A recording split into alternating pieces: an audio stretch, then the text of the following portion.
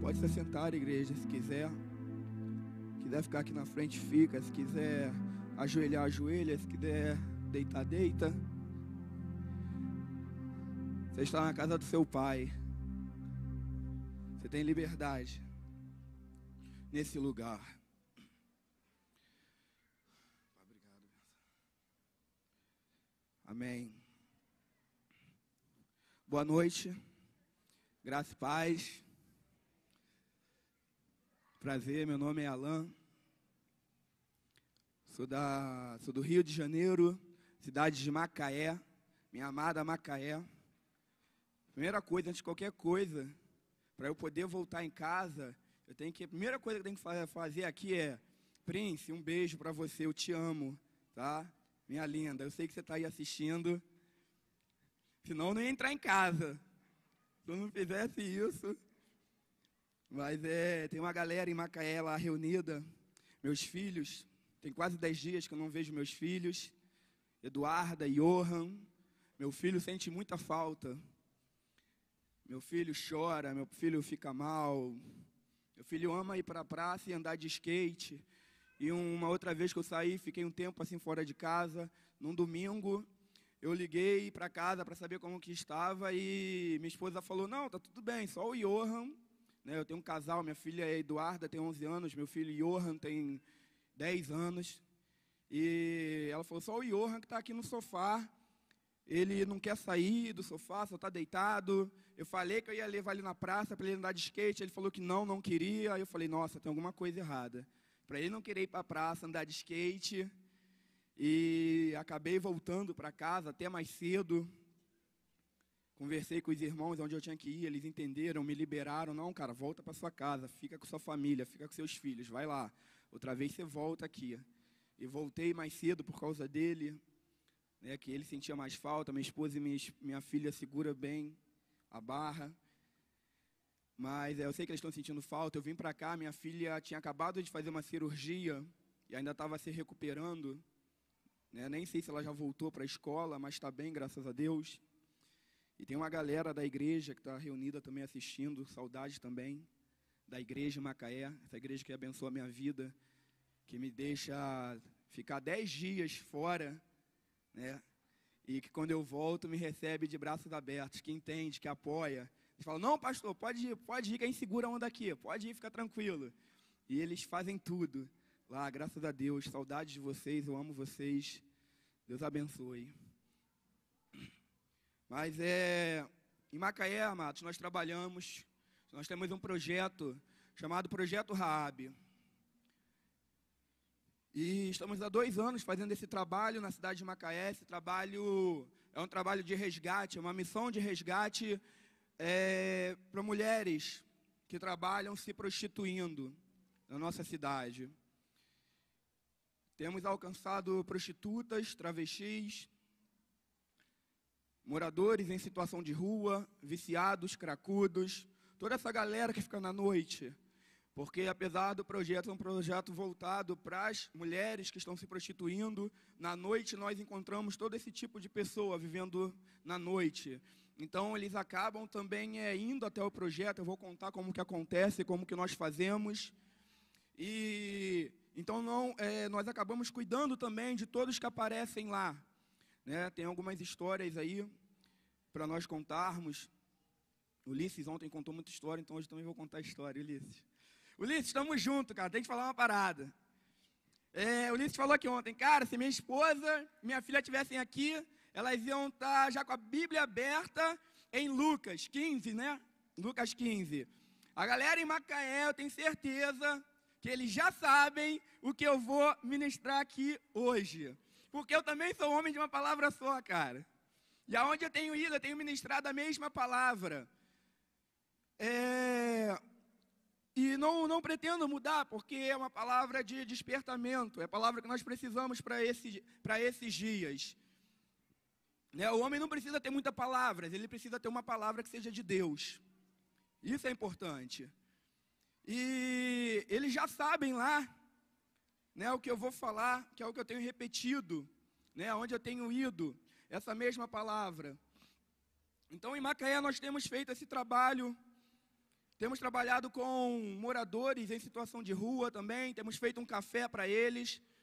E há uns 2 ou 3 meses atrás, não me recordo bem, nós fizemos um retiro para moradores em situação de rua. Fizemos um retiro para eles. E comecei então a falar com alguns amigos, e as pessoas ficaram sabendo e queriam vir participar, né, as pessoas da igreja. E eu falava, cara, beleza, tu quer ir, tu vai, mas tu vai para trabalhar. Porque o retiro não é para você não, o retiro é para moradores em situação de rua. E a galera abraçou e falou, não, cara, eu quero. E foi assim, o primeiro retiro que eu vejo a galera pagando para trabalhar, pagando para lavar banheiro. Em todo retiro nós temos um grupo, né, que fica responsável. Como aqui tem um grupo, está responsável pela limpeza, está responsável por fazer. Mas lá não era um grupo, todos eram responsáveis pela limpeza, pela comida, por tudo. Estava aqui, né, o Jordani estava conosco, o Jordani que vai ministrar daqui a pouco. E o Jordani esteve conosco e ministrou no retiro. E de repente eu vi o Jordani, estava conversando com o Jordani, e chegou uma irmã lá com um saco de lixo, e ela, abre aqui para mim e tal, eu quero passar o lixo de um lugar para o outro. E eu, Jordani, a gente pegou, levantou, mas o lixo caiu, né? Você lembra disso? E quando eu vejo, está Jordani com a mão no meio do lixo, pegando o lixo, eu falei, meu Deus, o cara pastor, saiu lá de Fortaleza para vir aqui para um retiro, e está tacando a mão no lixo, cara. E limpando, e pegando aquilo tudo. Não, irmã, deixa aí. E todo mundo que foi para isso, porque o retiro não era para nós, o retiro era para eles. O retiro foi feito para eles, era o lazer deles. E as pessoas perguntavam e ainda perguntam, mas como que é um retiro para moradores de rua? Cara, é igual o nosso. Por que você acha que um retiro para moradores de rua é diferente do nosso? Os caras são diferentes da gente? Não, então por que o retiro para eles tem que ser diferente do nosso? E eu falava, cara, não vai ser, não tem nada de diferente, é igual o nosso, a mesma coisa. A única diferença, um pouco diferente, né, porque no nosso também é bom que tenha isso, é que você vai ter que ter, pelo menos, uns enfermeiros aí. Porque tivemos casos lá de abstinência durante a madrugada. E foi lindo ver os irmãos brigando para saber quem ia levar para o pronto-socorro. Não, deixa que eu levo, eu estou de carro. Não, deixa que eu levo, eu estou de carro. E os irmãos querendo cuidar, querendo servir realmente. E ninguém imaginava que ia pagar pastores, pagando para ir no retiro, não somente para trabalhar, mas para ouvir, para ser ministrado por moradores de rua. Porque a primeira palavra, a primeira ministração que nós tivemos foi de uma mulher que vive nas ruas. Durante o nosso louvor, durante o nosso momento de adoração, a igreja estava sentada, e adoração, e a igreja sentada, e de repente aquela mulher se levanta e começa a dizer para todos, levanta, fica de pé, fica de pé. E o pessoal não levantava, continuava sentado, olhando para ela, rindo, achando legal. E de repente aquela mulher começa a pregar. Aquela mulher começa a dizer, levanta. Eu quero todo mundo de pé, porque você levanta para pecar. Você levanta para cheirar, você levanta para se drogar, você levantou um dia para beber e hoje você não se levanta para adorar a Deus. Levanta, igreja, eu quero todo mundo de pé para adorar a Deus. Isso foi espontâneo, foi a primeira palavra que nós tivemos no retiro. Agora, quando você vai imaginar que você vai para um retiro, ouvir uma mulher que vive nas ruas pregar para você? E a gente falava um pouco disso nesse dia. A gente vai, às vezes, na nossa pretensão, achando que nós vamos ensinar alguma coisa para eles. Cara, mas você é muito mais ministrado do que você ministra. Você recebe muito mais deles do que você dá qualquer coisa. E é sobre isso que eu quero falar um pouco nessa noite. Quero contar para vocês como que nós começamos. Algumas pessoas vêm perguntar, mas como é que vocês começaram a fazer esse trabalho? Como é que foi esse projeto? Um dia, nós já fazíamos evangelismo, já nos movíamos pela nossa cidade, e Deus nos mandou, Deus um dia falou, cara, vocês vão trabalhar com prostitutas, vocês vão trabalhar com mulheres de programa. E eu falei, amém, Deus, só que eu não sei como que é isso daí não. E o Senhor vai ter que fazer um milagre. O Senhor vai ter que tocar na minha esposa, porque eu acho que minha esposa não vai gostar muito disso. E Deus então foi dando tudo. Deus falou, vocês vão ter um projeto, e o nome do projeto vai ser Projeto Raabe. E eu falei, Deus, projeto Raab, tá, mas por quê? E Deus falou, por causa de Josué 6:25. E eu não sabia. Alguém aqui sabe o que está escrito em Josué 6:25? Em João 3:16. Eu também não sabia o que estava em Josué 6:25. E Deus falou, por causa de Josué 6:25. E eu fui abrir a Bíblia. E em Josué 6:25 está escrito, assim deu Josué vida à prostituta Raabe e a toda a sua casa. Então eu entendi que Deus estava nos chamando para dar vida para essas mulheres, para dar vida para essas famílias. Eu falei, amém, Deus. E fui falar então com a minha esposa, achando que minha esposa não ia querer, que minha esposa não ia gostar. E de repente terminei de falar, ó, a gente vai ter um projeto, a gente vai trabalhar com mulheres que estão se prostituindo. O nome do projeto vai ser Projeto Raab, por causa disso, disso, disso. E quando eu terminei de falar, minha esposa falou, e quando que a gente começa?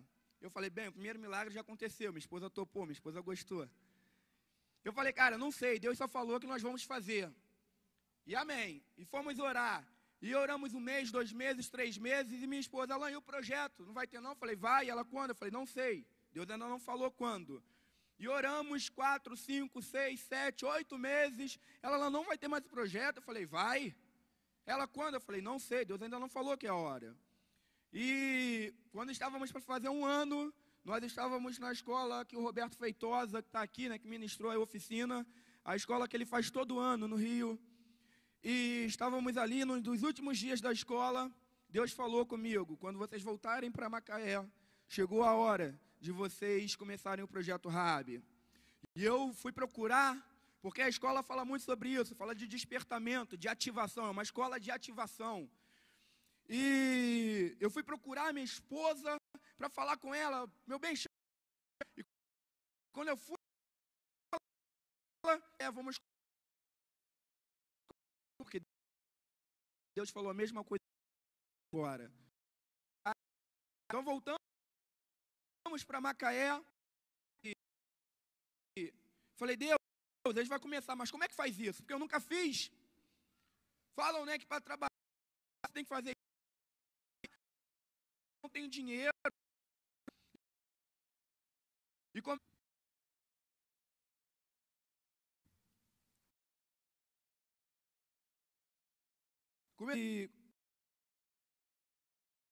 pessoas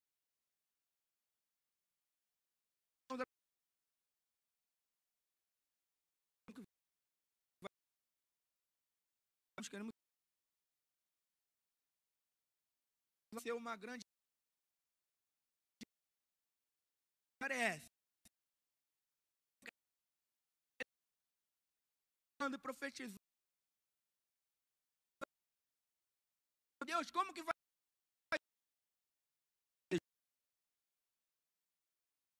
Vamos falar de Jesus.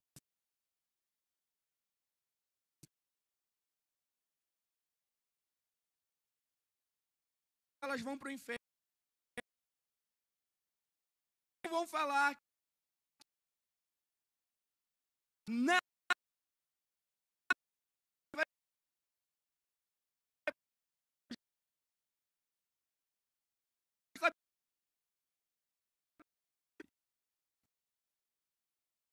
Deus falou. Vai fala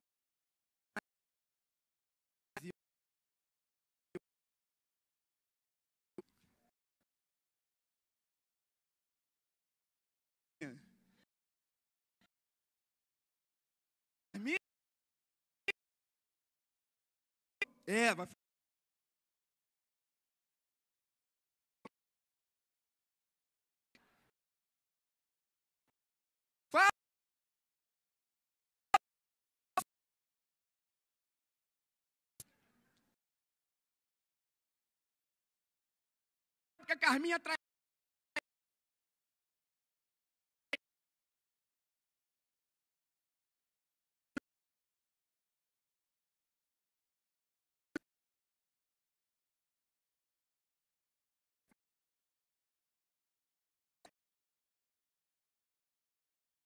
Entendem?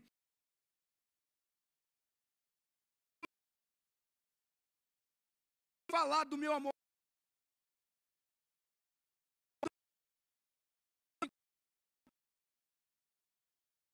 Muita gente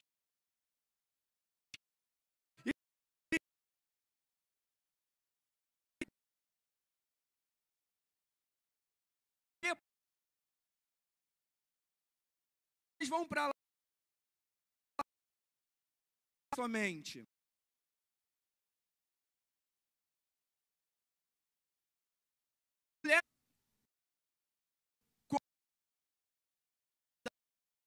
Por parte da elas com nome, pelas famílias que passam, e olha só essas mulheres, pouca vergonha, se prostituindo, olha as roupas delas, olha como elas estão. Elas são vistas dessa forma, ou então elas são vistas como um objeto, como um pedaço de carne, por parte daqueles que querem usufruir do seu serviço, do seu corpo. Então elas só são acostumadas a serem olhadas dessas duas formas, ou como escória da sociedade, ou como um objeto, como uma coisa. Eu quero que vocês vão até lá para olhar essas mulheres com amor e compaixão.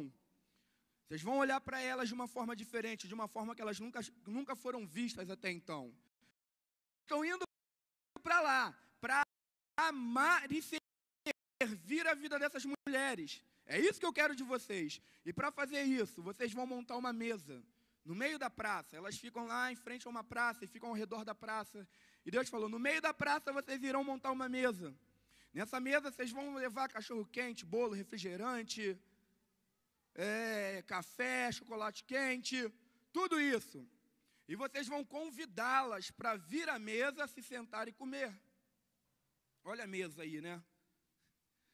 Vocês vão convidá-las para se sentar e comer com vocês. Por quê? Porque eu quero que vocês criem um vínculo com essas mulheres. Eu quero que vocês criem um relacionamento com elas. Eu quero que vocês conheçam elas pelo nome. E eu quero que elas conheçam vocês pelo nome de vocês. Não se preocupem, não tenham pressa, porque isso é um trabalho a longo prazo. O problema é que a igreja nunca vai para a rua. E quando vai, ela quer que todo mundo se converta. Mas por quê? Se a cidade nem te conhece, cara. Se eles nem sabem quem vocês são. Por que eles têm que acreditar no que nós estamos dizendo? Algumas coisas nós temos que conquistar o direito de dizer, cara. E entendemos então que Deus estava nos chamando para isso. O que o Senhor falou conosco foi, eu quero que vocês criem um ambiente. Eu quero que vocês criem um ambiente onde essas mulheres se sintam amadas. Onde essas mulheres se sintam protegidas. Quando elas se sentirem amadas e protegidas, porque é o que elas não sentem na rua, é isso. As mulheres que estão se prostituindo nessa noite, os moradores que estão aí nas ruas, dormindo nas ruas, eles podem sentir qualquer coisa, menos se sentir protegidos ou amados. Eles não se sentem nem amados nem protegidos, então Deus nos mandou fazer isso. E Ele falou, quando essas mulheres se sentirem amadas e protegidas por vocês, elas irão abrir o coração dela para vocês. E quando elas abrirem o coração para vocês, o meu espírito vai agir dentro do coração dela. O meu espírito vai entrar. Vocês não precisam falar nada. Se elas quiserem vir até aqui, pegar o pão, pegar o leite e voltar, vocês vão deixar, não tem isso. Ah, vem cá que agora eu quero orar por você, porque a igreja faz troca. Vem aqui, come, agora eu quero orar por você. E Deus falou, não, vocês não vão fazer isso. Vocês só vão orar se elas pedirem. E no primeiro projeto Raab que nós fizemos, então foi dessa forma. Fizemos uma mesa, convidamos essas mulheres para irem até a mesa, elas se sentaram, tiveram comunhão conosco, nós com elas. E no primeiro projeto Raab, quando terminamos, uma delas veio falar conosco. Olha aqui, eu quero falar uma coisa com vocês. Eu quero dizer que tudo que eu precisava ouvir de Deus para a minha vida, vocês falaram comigo hoje. Eu tenho casa, eu tenho família, eu tenho profissão. Eu não preciso disso aqui. Amanhã eu estou voltando para minha casa. Amanhã eu estou voltando para minha família. E ela voltou para casa no outro dia. Porque depois nós fomos lá e perguntamos para as amigas dela, e as amigas dela nos disseram, ela voltou para casa no sábado logo pela manhã. E então nós entendemos que, cara, é isso que nós devemos fazer, é o que temos feito lá até hoje. Mas aí depois, com o tempo, eu fiquei pensando, Deus, por quê? Tem uma coisa que não está fechando. O Senhor nos mandou ir para a rua falar da Carminha e do Tufão. Só que ela falou que tudo que ela precisava ouvir de Deus, nós falamos para ela. Cara, eu sei o que nós falamos, o que ela entendeu eu não sei. porque nós falamos, nós somos obedientes. Nós temos aprendido, cara, tu não tem que fazer mais do que Deus te pede, e nem menos do que Deus te pede. Você tem que fazer só o que Ele mandou. Nós vivemos essa experiência no retiro para moradores de rua. Porque o que aconteceu? As pessoas ficaram sabendo que nós iríamos fazer um retiro e vinham me perguntar, pô, mas nós vamos fazer um retiro legal. Mas e depois? Falava, cara, tá aí uma coisa que eu não pensei, depois. Todo mundo vinha, cara, você vai fazer um retiro legal, mas e depois? Eu falei, cara, não sei. Aí depois isso começou a me perturbar e vinham me perguntar, mas e depois do retiro? Eu falei, cara, olha só, eu vou parar o ônibus na praça, eu vou pegar eles, vou levá-los para o retiro. Quando terminar o retiro, depois, eu vou colocar eles dentro do ônibus e vou levá-los para a praça, no lugar onde eu peguei. Pô, mas tu vai devolver os caras para a rua? E eu olhava assim, eram pessoas que nunca fizeram nada por ninguém. E os caras estavam reclamando que eu ia fazer um retiro, ia levar os caras para 2 dias de lazer, e depois ia colocar na rua. Como assim? Como se eles tivessem, né? E ali eu comecei a entender isso. Num tempo eu me questionei, mas depois fiquei em paz, comecei a buscar a Deus. E Deus falou comigo, cara, eu não te chamei. Isso que é o problema, Deus fala uma coisa, a gente entende outra. Deus falou comigo, cara, eu não te chamei para você tirar ninguém da rua. Eu chamei você para fazer um retiro para eles. E é isso que você vai fazer um retiro. E eu comecei a dizer, cara, não, eu vou levar os caras para um retiro. Eles vão ficar 2 dias e depois eu vou voltar com eles e colocá-los no mesmo lugar. Porque eu não tenho uma casa, eu não tenho uma casa de recuperação, eu não tenho um abrigo, eu não tenho. E faltando um dia para o retiro, chegou um rapaz na porta da minha casa. Ele foi até a porta da minha casa com um carro cheio de doação que veio de São Gonçalo. A galera de São Gonçalo mandou para a gente. E esse cara falou comigo na porta da minha casa, Alan, o que você vai fazer depois com eles? Eu falei, nada. Vou colocar eles no mesmo lugar que eu peguei. Aí ele falou, não, cara, é porque eu dirijo no Rio 4 casas de recuperação. E se algum deles quiser sair da rua, tu fala comigo que eu levo para minha casa. A solução de Deus veio na minha casa. Por quê? Porque desde o início eu decidi fazer só o que Deus tinha mandado. Se eu caísse na pilha da galera, eu ia ficar que nem louco, correndo, procurando casa, fazendo coisa que Deus não tinha me mandado fazer. Mas porque eu decidi, desde o início, fazer só o que Deus mandou, cara, Deus enviou a provisão na porta da minha casa. Acabamos o retiro, levamos 12 pessoas. Dos 12, um foi para uma casa de recuperação, em Macaé mesmo. O outro... nós conversamos com ele, ele queria tirar os documentos, e ele tirou os documentos, eu dei meu telefone e falei, cara, quando você tiver com seus documentos, você me procura, que a gente vai arrumar um emprego para você. E dei o dinheiro, ele tirou os documentos, e depois dos documentos ele me ligou e falou, pastor, estou com os documentos, pastor, vou aí na igreja e tal.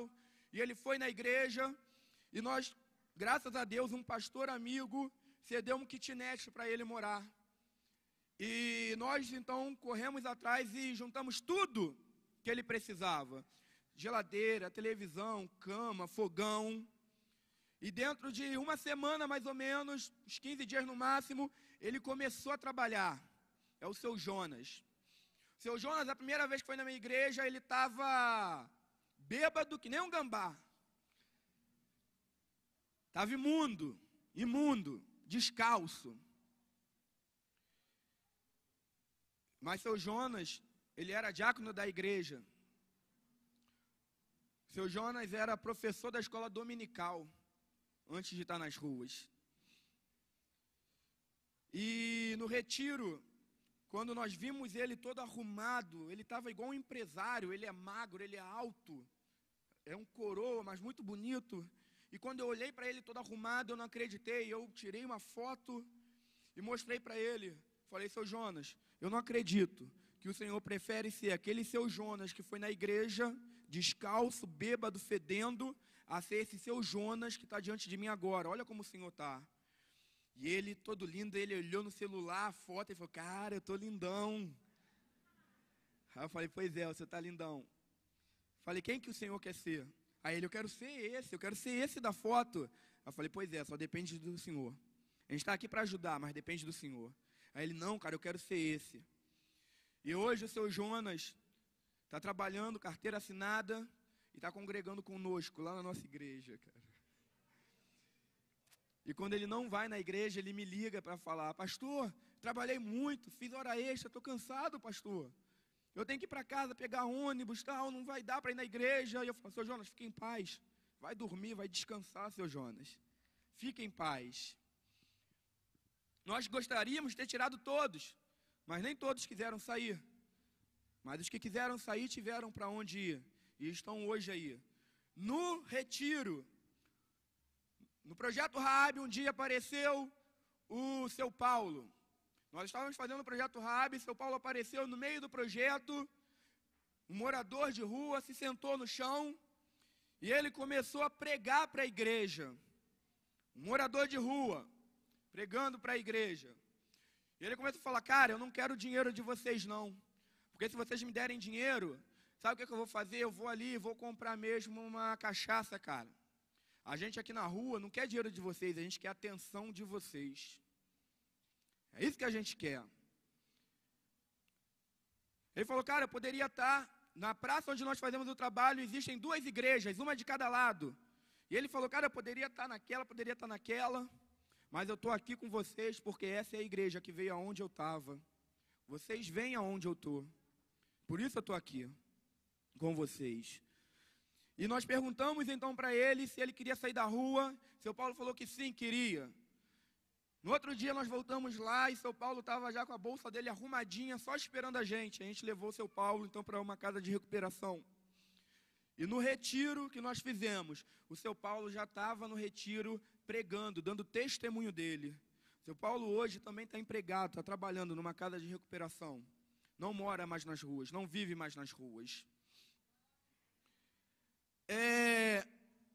Existe uma realidade que precisa ser tocada por nós, que precisa ser tocada pela igreja. Nós temos falado isso o tempo todo.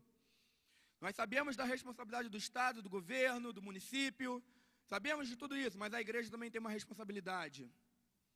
E agora sim nós iremos começar. Abra sua Bíblia em Isaías 61.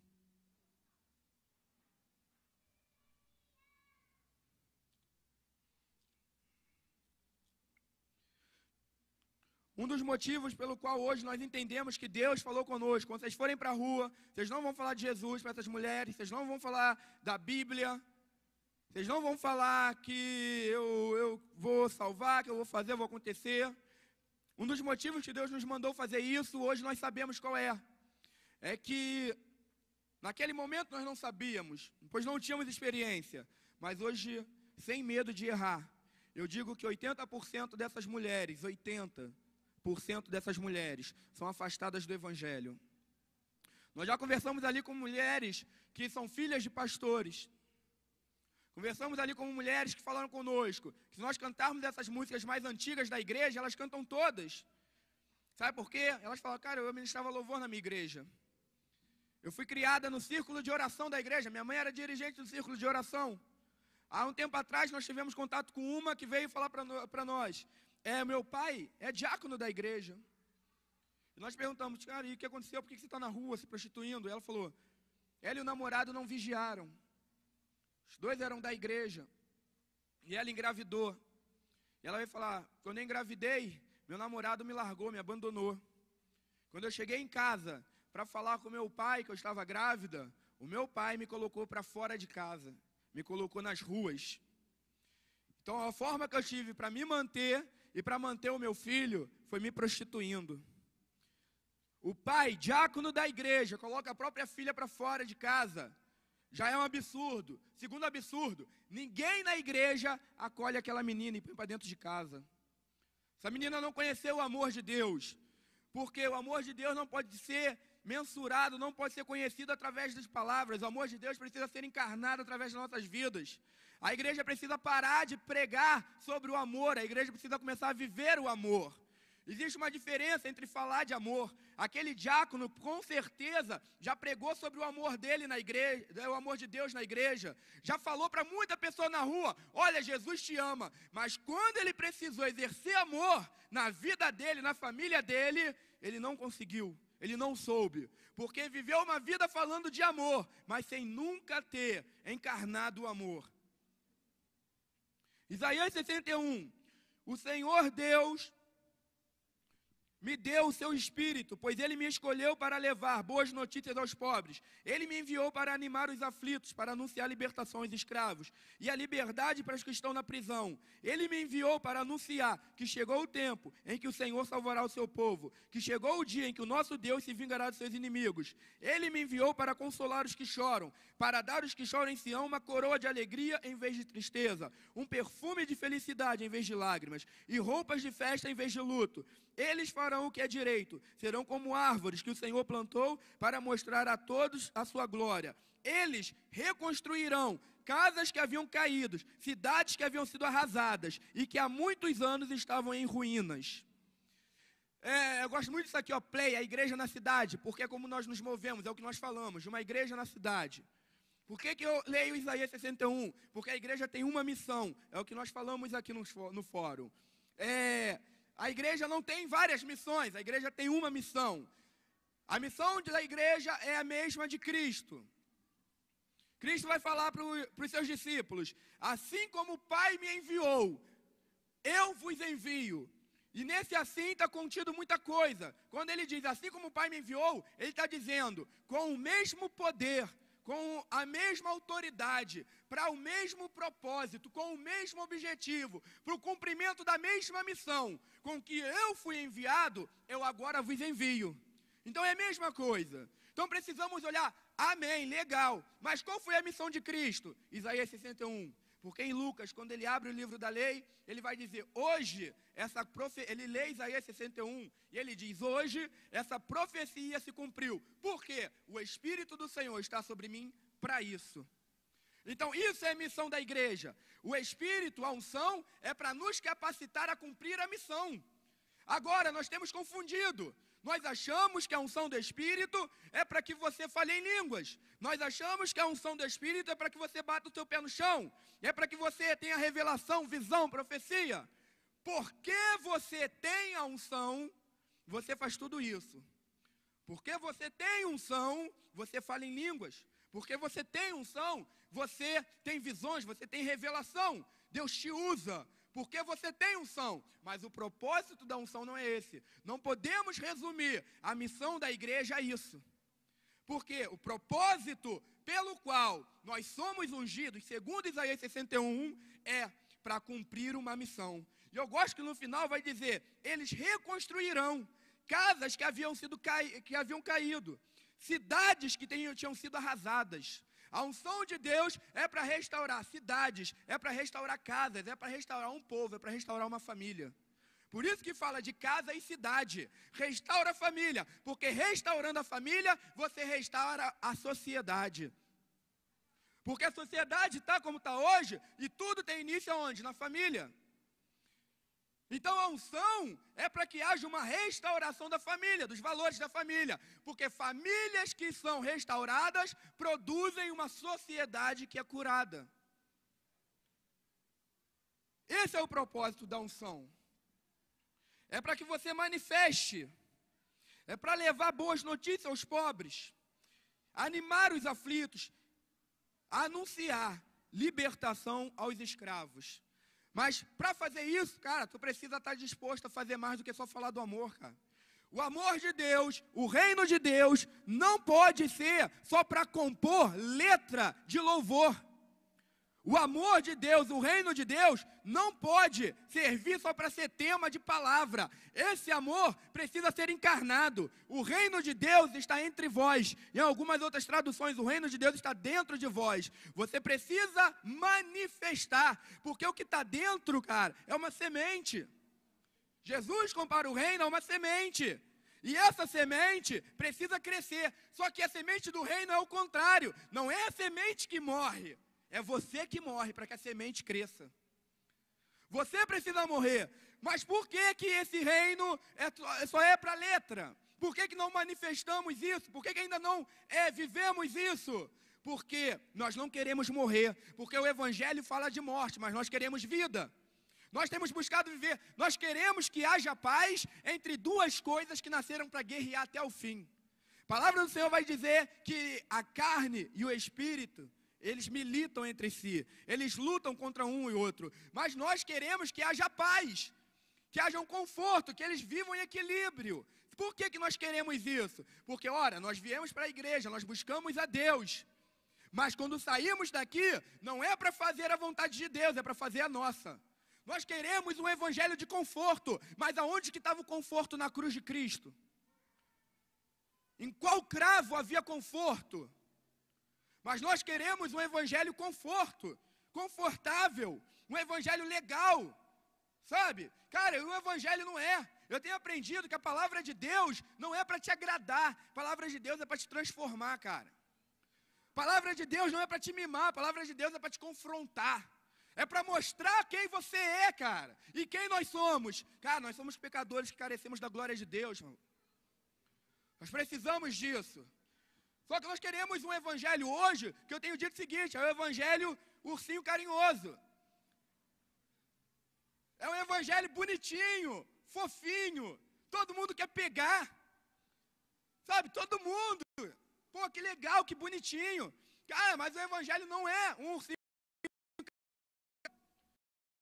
coisinha bonitinha.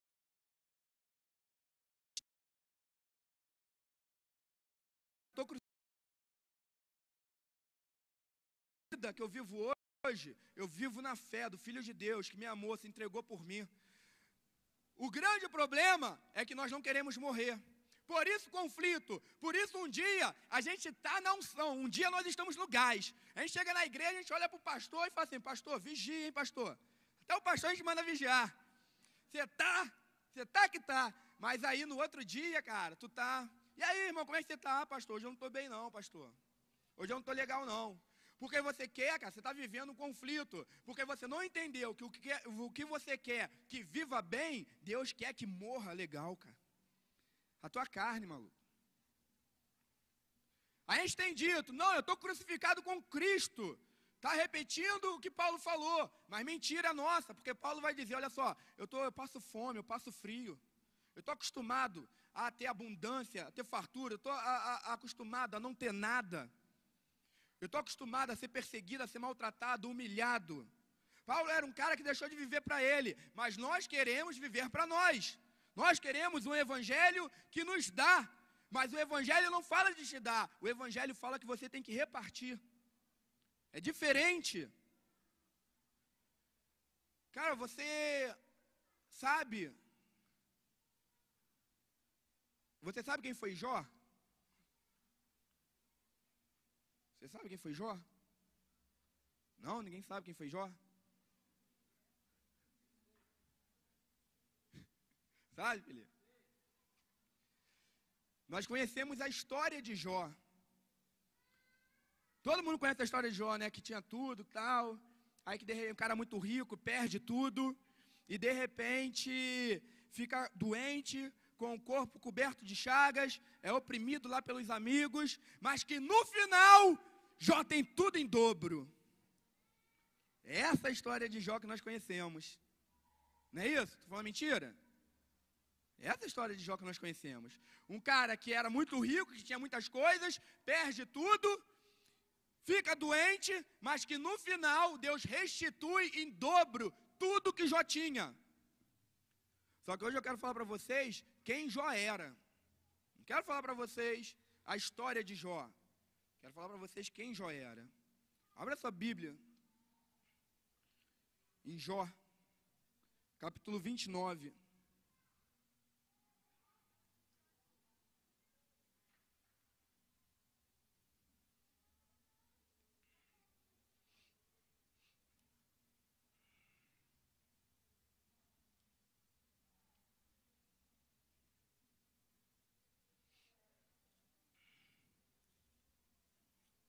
Jó 29. Minha Bíblia está uma tradução um pouquinho diferente. Se você quiser só acompanhar, amém. Jó falando, se eu pudesse voltar meses atrás, para os dias em que Deus me protegia. Naquele tempo, Deus iluminava o meu caminho, e com a sua luz eu podia andar na escuridão. Naqueles dias eu estava bem de vida, e a amizade de Deus era a proteção do meu lar. O Todo-Poderoso estava comigo, e os meus filhos viviam ao meu redor. Em casa sempre havia leite à vontade, e também azeite tirado das oliveiras, plantada entre as pedras. Jó está falando da vida dele, como que era. Coisa maravilhosa, era amigo de Deus, os filhos estavam todos ao lado dele. E ele está sentindo saudade desse tempo, porque aqui ele já perdeu filho, já perdeu casa, já perdeu propriedade, aqui ele está coberto já de chaga, está doente. E ele começa a lembrar desse tempo.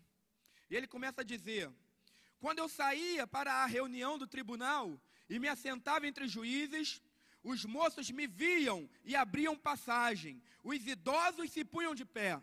Nós vemos que Jó se sentava entre os juízes. Os moços, os mais jovens, saíam da frente, deixavam Jó passar. Os idosos se colocavam de pé. As pessoas mais importantes paravam de falar e ficavam em silêncio. As autoridades se calavam e não diziam mais nada. Isso acontecia quando? Quando Jó chegava. As pessoas mais importantes ficavam em silêncio, as autoridades se calavam.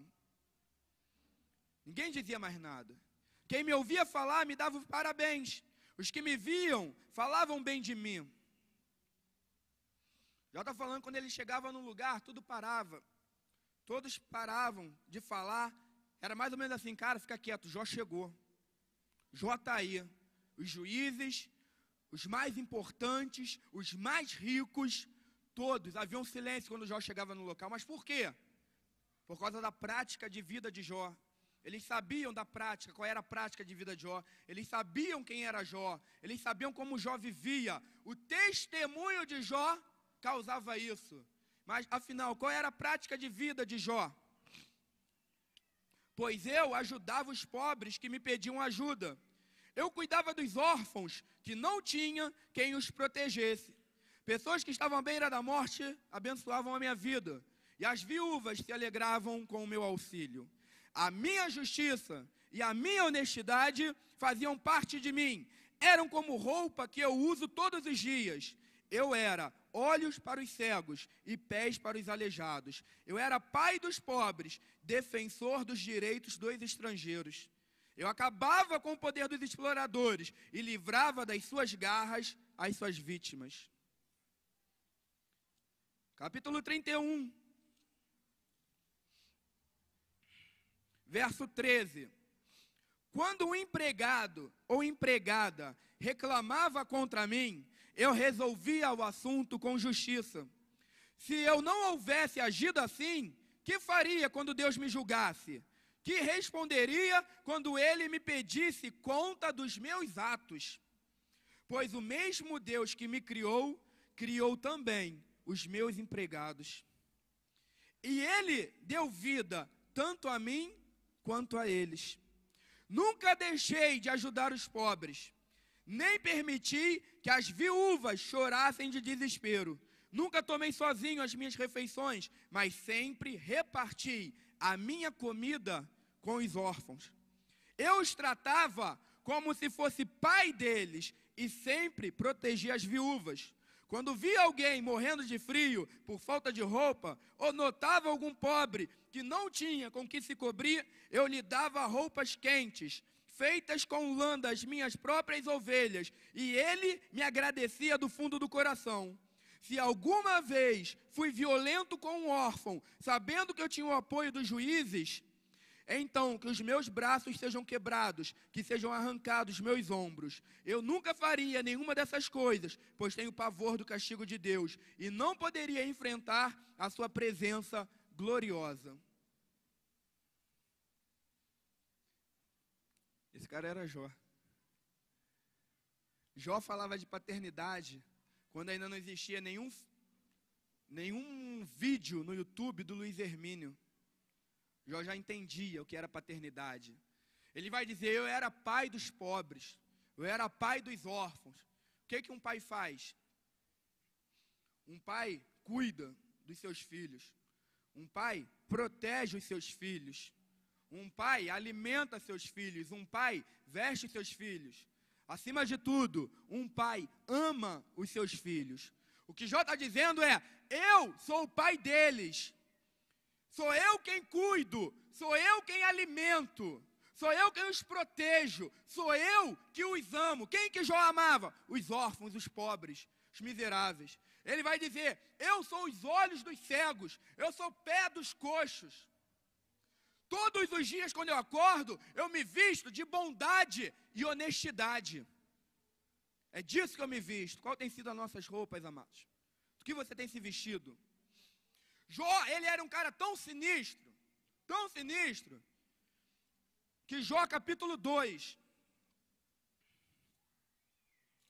Um dia houve uma reunião nos céus. Chegou de novo o dia em que os servidores celestiais vieram apresentar-se diante de Deus, o Senhor. E Satanás também veio no meio deles. O Senhor perguntou, de onde você vem vindo? Satanás respondeu, estive andando, dando uma volta pela terra, passeando por aqui e por ali. Aí o Senhor disse, você viu meu servo, Jó? No mundo inteiro não há ninguém tão bom e tão honesto como ele. Ele me teme e procura não fazer nada que seja errado. Só até aí. Um dia houve uma reunião nos céus. Estavam lá os querubins, serafins, os anjos, os arcanjos. E nesse dia Satanás foi junto. Ele foi até essa reunião.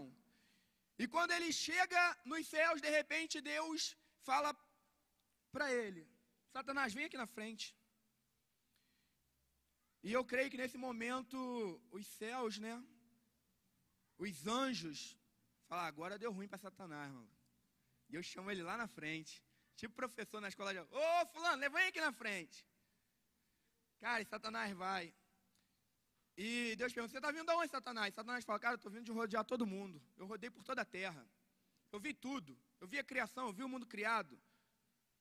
Eu vi o sol, eu vi as estrelas, eu vi cometas, eu vi galáxias. Eu vi nascerem estrelas, eu vi estrelas explodindo. Eu vi vulcões, eu vi os mares. E no meio disso tudo, Deus fala com ele, mas no meio disso tudo, você viu meu servo? Eu não sei se Satanás tem coração, mas se ele tiver, rolou uma frustração agora no coração dele. Porque ele deve ter falado, pô Deus, eu rodeei a terra toda, eu vi tudo que o Senhor criou. Então vem me perguntar de Jó, sei lá quem é Jó. Aí Deus fala, mas você deveria saber, cara.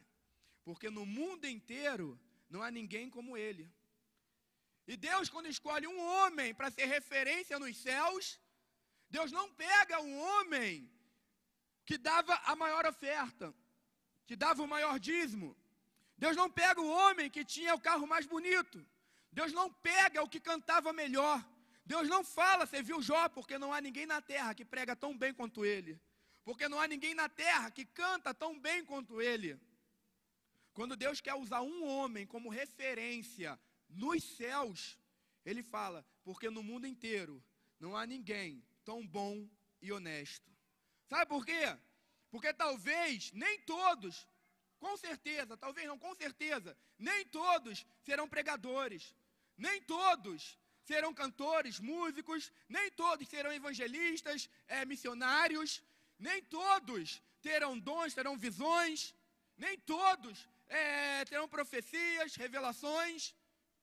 Mas uma coisa que todos nós podemos ser, é ser bom e honesto, porque isso aqui é caráter, é decisão. Qualquer um pode decidir. A gente tem tentado impressionar a Deus por aquilo que nós fazemos, porque cantamos bem, pregamos bem, porque damos um dízimo alto, uma oferta alta. E Deus está dizendo, cara, o cara que chama a minha atenção, para chamar a minha atenção, você só precisa ser bom e honesto. É só isso que eu peço. É você cuidar dessas pessoas. O que me inculca é que alguns teólogos acreditam que Jó viveu talvez ou no mesmo tempo de Abraão, ou talvez até antes de Abraão. E muitos creem que Jó não era nem judeu.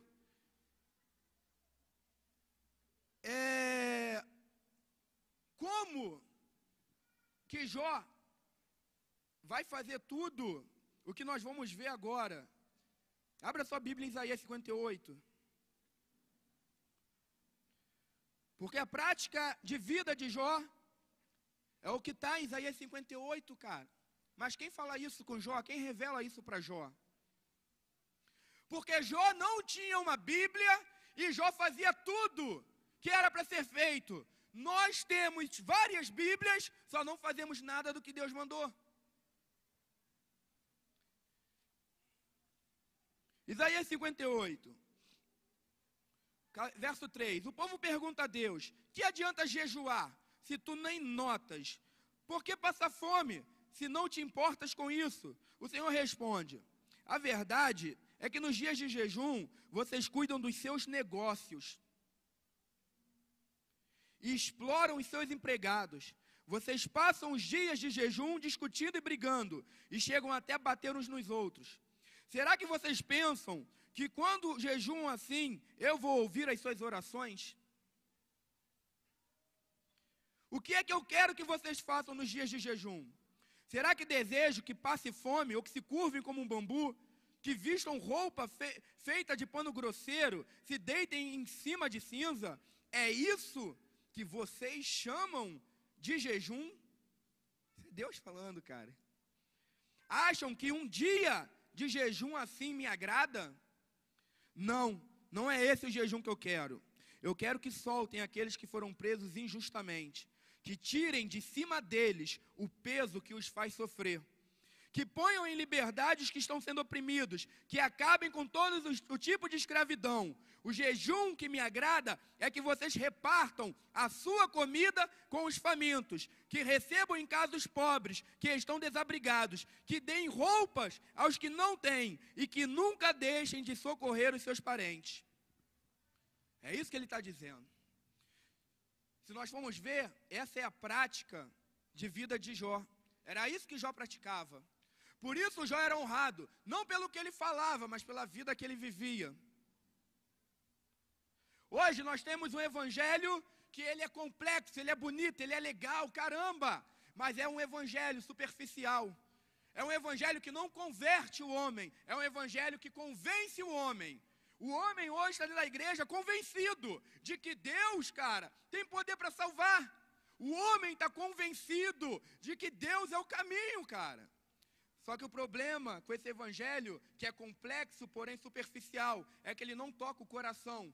Porque o evangelho de Cristo, ele é simples, porém ele é profundo, ele desce até o teu coração.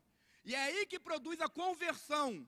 E o problema é que nós estamos convencidos de seguir o Cristo, mas não estamos convertidos a ponto de dar a vida para Cristo.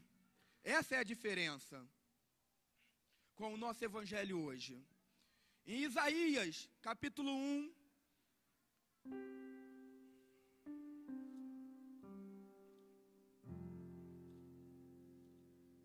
Isaías capítulo 1, a partir do verso 10.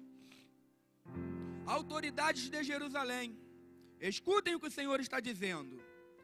Moradores da cidade, deem atenção ao ensinamento do nosso Deus. O Senhor Deus diz, eu não quero todos esses sacrifícios. Eu não quero. Todos esses sacrifícios que vocês me oferecem. Estou farto de bodes e de animais gordos queimados no altar. Eu estou enjoado do sangue de touros novos. Não quero mais carneiros nem cabritos. Quando vocês vêm até mim, até a minha presença, quem foi que pediu todo esse corre-corre no pátio do templo? Não adianta nada me fazerem ofertas. Eu odeio o incenso que vocês queimam. Não suporto as festas da lua nova, os sábados e as outras festas religiosas, pois os pecados de vocês estragaram tudo isso. A festa da lua nova e outros dias santos me enchem de nojo. Já estou cansado de suportá-los. Quando vocês levantarem as mãos para orar, amados, tem coisas que não vão mudar com a nossa oração. Tem coisas que você pode passar uma vida orando. Você pode fazer uma cabana no alto do monte, morar lá em cima, e não vai mudar. Você pode jejuar, como Isaías 58. Você pode definhar, e não vai mudar. Porque tem coisas que só vão ser transformadas com as nossas atitudes. Não é com oração. A gente tem dito que essas coisas, não, mas aí é para missionário, é para evangelista. Só que em Isaías, em outro texto em Amós que eu vou ler, Deus não está falando para os evangelistas. Deus não está falando para os missionários. Tanto em Isaías, como nos profetas, Jeremias, como em Amós, que é o que eu vou ler, Deus está falando para o povo dele. não é para evangelista e nem para missionário. Deus está falando para o povo. A gente tem que parar de pensar que essas coisas, cuidar de morador de rua, cuidar de prostituta, isso é para evangelista, isso é para mim. Não, isso é para o povo. Porque é que Deus está falando com o povo dele, isso é para todos nós. Nem todos vão ser como evangelista, mas é dever nosso. Nem todos serão atraídos a ir dessa forma, mas todos nós, todos os dias, passamos do lado de alguém que está passando necessidade.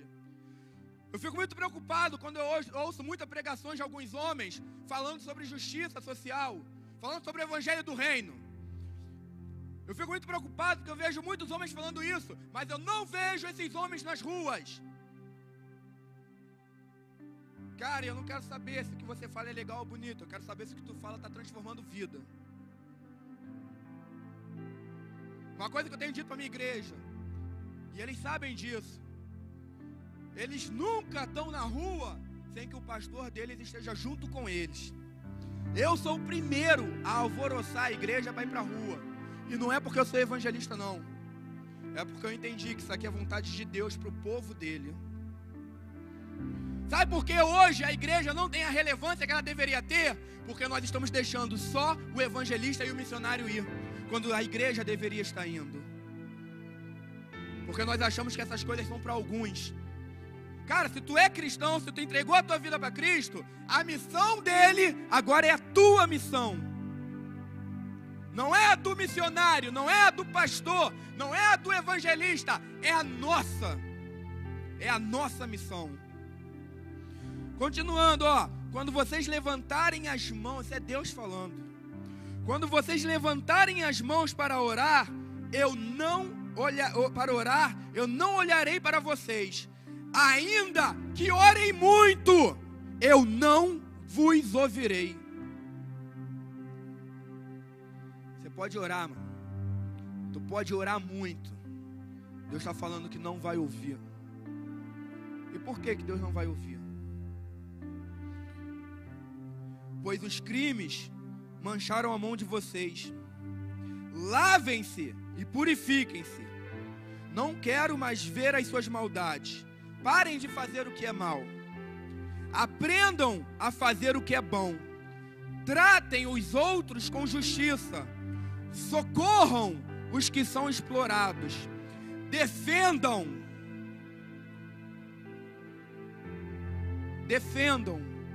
os direitos dos órfãos e protejam as viúvas.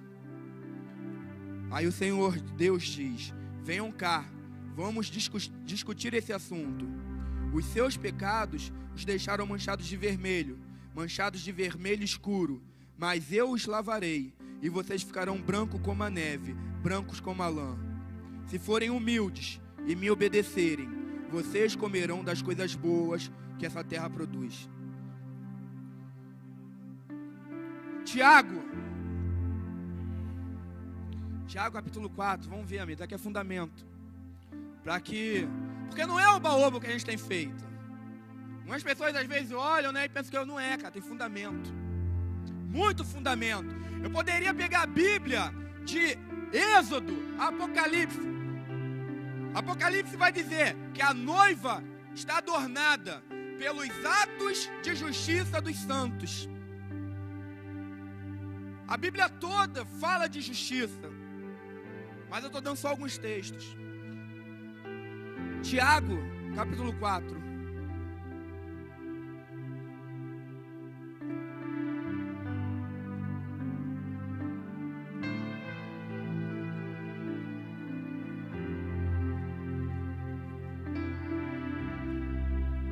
De onde vêm as lutas e as brigas entre vocês?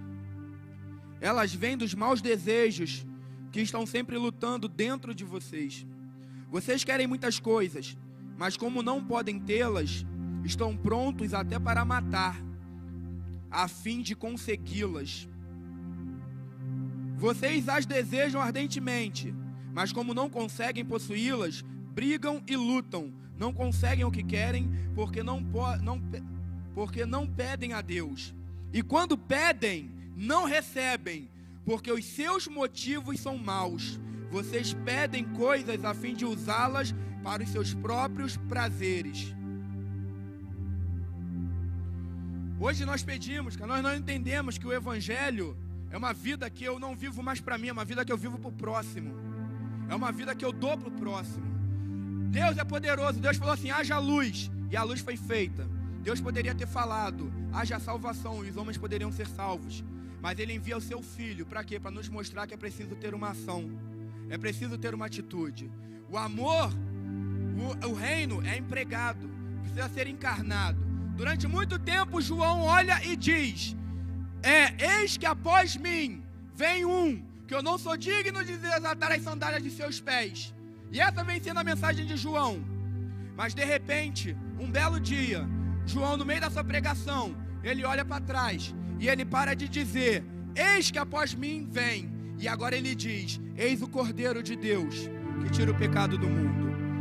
E o verbo se fez carne, a palavra encarnou na forma de um homem. Essa palavra precisa continuar sendo encarnada nas nossas vidas, na minha vida, na sua vida. Amós, para encerrar, capítulo 5. É um problema sério com Amós, porque Amós vive fugindo da minha Bíblia. Ele nunca está no lugar que ele deveria estar, e eu sempre levo um ano para encontrá-lo. Né? Ele vive fazendo isso comigo. Achei, apareceu. Amós capítulo 5. Eu odeio. Se coloquem de pé, amados, porque eu já quero terminar. Quero orar com vocês. Essa palavra de Amós é uma palavra que tem me derrubado. Porque Deus vai falar o seguinte: eu odeio e detesto as suas festas religiosas. Não tolero as suas reuniões solenes. Não aceito animais que são queimados em sacrifícios, nem as ofertas de cereais, nem os animais gordos que vocês oferecem como sacrifícios de paz. Parem com o barulho das suas canções religiosas. Não quero mais ouvir a música das harpas. Deus está falando: acaba com o culto de vocês. Eu não quero isso. Eu não quero oferta. Eu não quero dízimo. Eu não quero nada disso. Ele vai dizer: em vez disso, quero que haja tanta justiça como as águas de uma enchente, e que a honestidade seja como um rio que não para de correr. Sabe por quê? Um pouquinho mais, eu não vou ler para não tomar mais tempo, mas o povo rico começa a explorar o pobre para construir um templo. E Deus vai falar: eu não quero a oferta, eu não quero o dízimo, eu não quero a reunião, eu não quero o culto, eu não quero a música de vocês. O que eu quero é que vocês pratiquem justiça. É isso que eu quero. Eu quero que vocês cuidem deles. Aí então vocês vão vir e vão ofertar. Vocês vão vir e vão dizimar. E aí eu vou receber. Aí vocês vão cantar e eu vou ouvir. E aí eu vou me agradar da adoração de vocês. Quando vocês cuidarem do órfão, da viúva, do necessitado. Deus nos mandou fazer o projeto Raab. Eu ia falar isso no começo, mas não quis falar, que deixar para o final. Nós somos uma igreja em Macaé, uma mega igreja. Sabe, pastor? Nós somos uma mega igreja em Macaé. Quando Deus nos mandou fazer o projeto Raab, nós éramos uma igreja de 3 pessoas. Era eu, minha esposa e o Eduardo. E durante um ano foi uma igreja assim. E às vezes, para mudar um pouco, a gente fazia, em vez de ser eu, minha esposa e Eduardo, era o Eduardo, minha esposa e eu, que aí parecia que mudava. Nós temos feito o projeto Raab há 2 anos, tirado mulheres, são histórias terríveis, de mulheres que foram abusadas, de mulheres que sofreram, mulheres que foram abusadas pelo pai, que depois se casaram, foram abusadas por fulano, por ciclano. Temos trabalhado com essas pessoas. Temos feito retiro com moradores, temos trabalhado com eles, temos tirados da rua. E até um mês atrás, nós éramos uma igreja de 10 pessoas. Hoje, nós somos 15. Aleluia, estou feliz, somos 15. Essa é a mega igreja que eu tenho em Macaé. É uma galera louca, que tudo que eu falo para eles, galera, eles não vão querer fazer retiro, dá trabalho, mas os caras vão lá: não, vamos embora, pastor. Eu estou dizendo isso para mostrar para vocês que não é difícil, não é complicado. Se 10 pessoas, 15 pessoas têm conseguido fazer em Macaé, cara, vocês podem, como vocês têm feito. O Sandro nos contou uma história, o Sandro está ali, e eu fiquei impactado do retiro que vocês fizeram. Eu estou falando isso para a galera que está assistindo a gente pelo YouTube, para alguma galera que está aqui. Você não precisa de muita coisa. Deus não precisa, Deus só precisa de homens dispostos. Deus só precisa disso. Cara, Ele só precisou de Jó. Ele só precisa que você esteja... Talvez você seja como eu. Deus, como eu comecei a contar, eu não sei como. Eu não sei. Como eu, seja sincero com Deus. Tu não tem que mostrar que sabe. Fala a verdade, Deus, eu não sei. Mas eu estou aqui, eu quero fazer alguma coisa. Cara, Deus vai te ensinar. Deus vai te ensinar. Tem alguém aqui nessa noite que deseja aprender? Sai do seu lugar, vem aqui na frente, eu quero orar pela sua vida.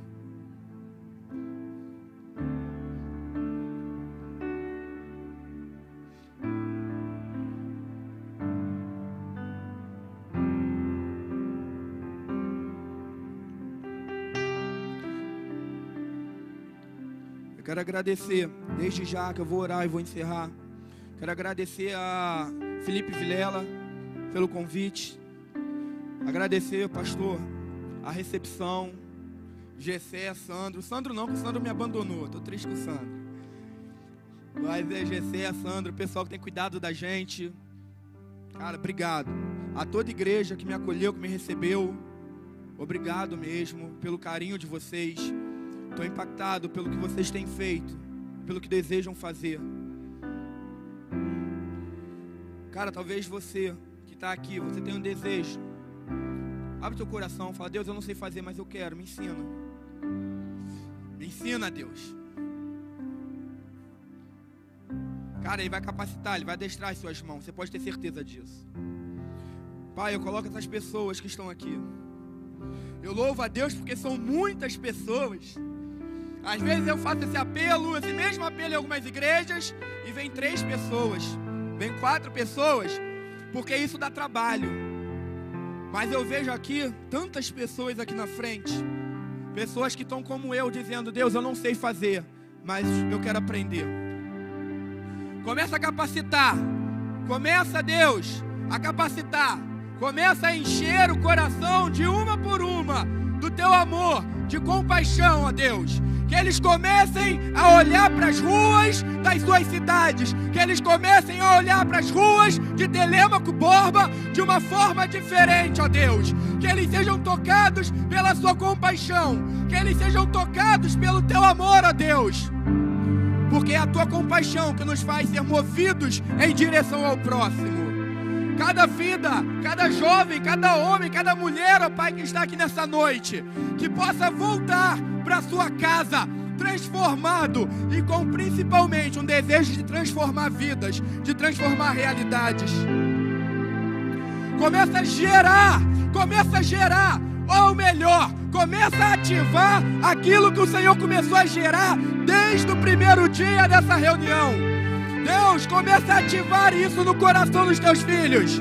Que eles comecem a olhar para o órfão, para a viúva. Que eles comecem a olhar, ó Pai, para as prostitutas, para os moradores de rua, e sentirem um amor, e sentirem uma graça, uma compaixão. Que eles se movam em direção a essas vidas, que sejam atraídos por Ti, com o desejo de mudar, de transformar essa realidade. Amados, agora olha aqui para mim. Eu quero encerrar. O homem, quando fala de missão, o homem fala de um lugar, de um espaço geográfico. Eu tenho dito isso, eu fiquei feliz, porque é a mesma coisa que o Felipe diz. Mas Deus, quando fala de missões, Ele fala do homem. Para nós, campo missionário é um pedaço de terra, é um lugar. Para Deus, campo missionário é o homem que está perdido. Em todo lugar há alguém. Alguns serão enviados para a África, para a Coreia, e que sejam, em nome de Jesus, para mudar esses lugares. Mas se você quer saber qual é o seu campo missionário, abre a janela da tua casa. Você vai ver o teu campo missionário. São todas aquelas vidas que passam por você diariamente. Eu falei aqui rapidamente sobre isso. Eu quero encerrar falando de um livro. Cadê o Bill? Tá aí? O Bill, ali ó, ele tá com esse livro aqui para vender. Olha o nome do livro: Se Jesus Fosse Prefeito.